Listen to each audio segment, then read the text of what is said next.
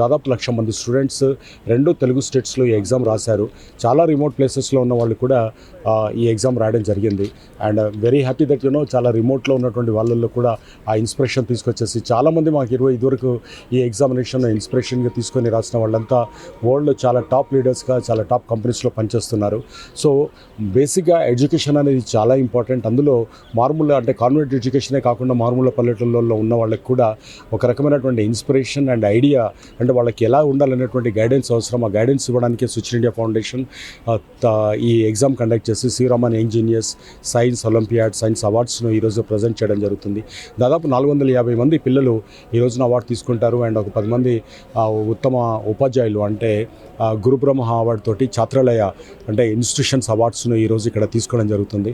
So ఇక్కడ 2 రాష్ట్రాలకు సంబంధించిన ప్రతి జిల్లా నుంచి ఫస్ట్ క్లాస్ నుంచి 10th క్లాస్ వరకు టాపర్స్ అంతా ఈరోజు రావడం మినిస్టర్ గారు తుమ్మల నాగేశ్వరరావు గారి చేతుల మీదుగా and very senior actor and talented actor Rao Ramesh గారి చేతుల మీదుగా ఈ రోజున ఇక్కడ తీసుకోవడం అనేది చాలా హ్యాపీగా ఉంది. And I request everyone we're all here మన పిల్లల్ని రేపటి ప్రపంచానికి శాసించే మనుషులాగా మనం తీర్చిదిద్దాలి. వాళ్ళకి సంబంధించినటువంటి ఎంకరేజ్మెంట్ ఇవ్వాలి. మొనటనస్గా ఉన్న దానిలాగా ఉండకూడదనేది నా భావన.